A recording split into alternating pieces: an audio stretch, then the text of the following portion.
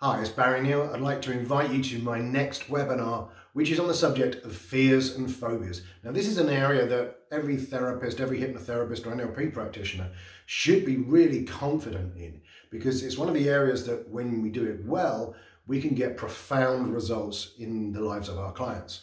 Unfortunately, it's also an area where we can get kind of confused and screw things up. Not least of which is if we don't understand some of the techniques that we're using. And one of the biggest problems is that when many people hear the word phobia, if a client comes in and says, I have a phobia, they think, oh, I know what I would do. I'll just run them through something like the NLP fast phobia cure. Now, there's a problem with that, and that is that the vast majority of people who come in who say they have a phobia do not have a true phobia. What they have is something called an anticipatory fear. So the first thing we want to look at is what's the difference between an anticipatory fear versus a phobia, because the approach is totally different. And if you try to use the NLP fast phobia cure on an anticipatory fear, nothing's going to happen. Also, if you are working with someone who's got like a generalized phobia, let's say, for example, they got a phobia of all insects, then the NLP fast phobia cure is not going to work with that either. So it's really important to understand how these things work and why those certain techniques work. So we're going to be looking at that and unpacking that. We're also we're going to look at how can we identify the key submodalities to create change. A lot of times when the client first states their problem, they will give you the information right then and there as to what intervention you need to do. They will literally tell you the key submodalities in their language.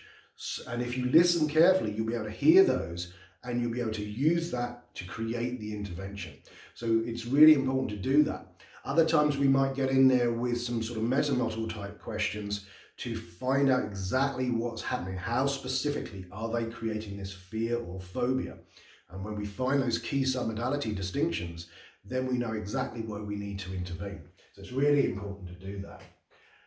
We're also going to cover how it's possible in some circumstances to blow out a phobia in a single sentence. Now, I know that sounds like a bold claim, but it is absolutely possible to do, and I've done that a number of times.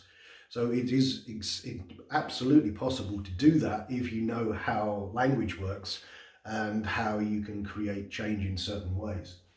So we're going to look at that. We're going to look at how to hack the client's neurology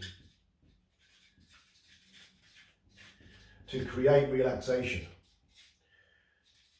to activate the rest and digest state. So we're going to look at how we can use their neurology and hack certain things that literally causes their body to relax so that they go into parasympathetic arousal instead of the fight or flight response. And if they practice this, their whole lives will change because they'll feel much more relaxed in many situations. And then we're going to look at paradoxical intervention. And for those of you, if you don't know what a paradoxical intervention is, basically it's getting the person to do more of the problem. And as a result, what will happen is, instead of them backing off and doing all the normal fear responses, which just reinforces in the amygdala that there is something to fear, if they go forward, what will happen is the amygdala go, well, hang on a minute, this person's not responding how they should be responding, perhaps there's nothing to fear. So paradoxical interventions can often work when everything else doesn't. So what we're going to do is we're going to cover all these things. And if you've been to any of my webinars before, you know they're going to be full of action, full of techniques that you can use straight away. There's going to be no fluff.